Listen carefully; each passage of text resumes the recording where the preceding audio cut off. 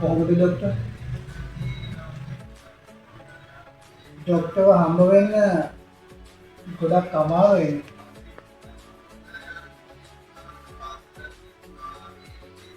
ඔව්. ගොඩක් පරිවිඩාව තමයි ඔබතුමාට මාව හම්බ වෙන්න ඕන කියලා. මේ මොකක් සම්බන්ධවද ඔබතුමා දැන් මාව හම්බ වෙන්න ආවේ කියන්නේ?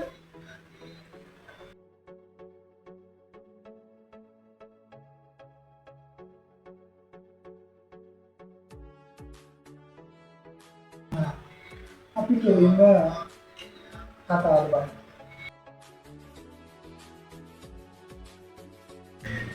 හේතු සාවියට ගීතගේ කියන්නේ වාස්තාවන මොකද කරදර වෙනවද? අනික ආහත තියෙන කටකම්බියකට අත දාන වල කරගන්නේ නේ. මිස්ටර් චමිල් මේක මගේ රාජකාරිය. මේක මගේ දුකයි. මේක කියන්නේ අහිංසක කවුරුද? ඒ වෙනුවෙන් මගේ තෙරෙන්නේ නැහැ.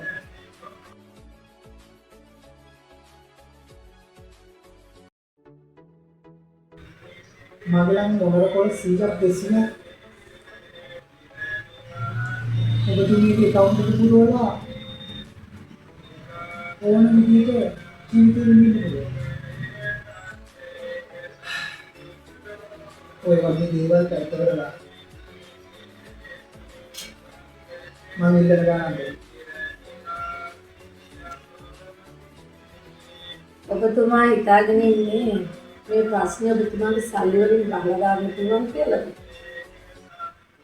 ගීත කියන්නේ අහිංසක හරියට. ඒ කර්මයට ඔබතුමාගේ මේ අසාධාරණ සල්ලි වලින් යන හිතන්නේ. මම මේ වෙනුවෙන් සටන් කරනවා. අපි ඊටු ටික හෙට උසාවියේදී බලන්න.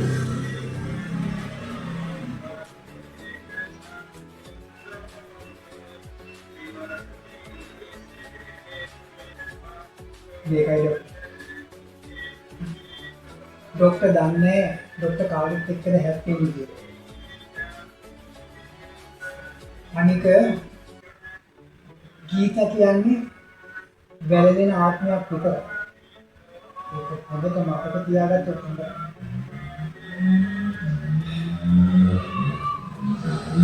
කකුලුව දඟලන්නේ ඇඟේ වතුරේ රත් වෙනකම් විතරයි. ඊට පස්සේ කකුලුව දන්නේ නැහැ කකුලුවට වෙන්නේ. අද කොහෙන්ද මෙතන බයලා වගේ. කරුණා කරලා යන්න මෙතන නිදියට අපිට දැක්කේ.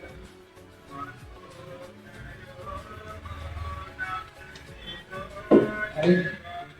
ඉතින් බලාගන්න. මේක මෙතනින් ඉවරයි කියලා හිතන්න එපා. තේරුණානේ?